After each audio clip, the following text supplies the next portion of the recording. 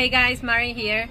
I'm going to show you today how to install the behind the driver window cover on commuters, especially the ones that still have the headliner. So there is a little trick that you gotta follow if you want the window cover to stay in place. So first, just install your window cover as usual.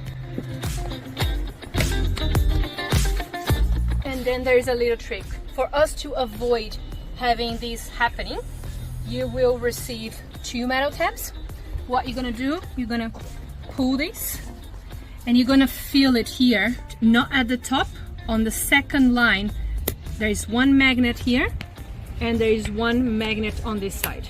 So you put the metal tabs on top of them, not the magnets here on the top, but on the second line. And then what you're gonna do, make sure that you have everything in place. Open again, you will peel off the back. Now you go very slow and then you will understand where the metal tabs should go.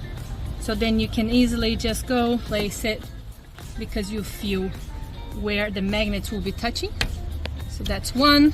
And then I go the other one. Here is ready to go. So I go as close as possible, but I remove it so I can align it. This is where it should go. And it's grabbing. So now this is how it will look like.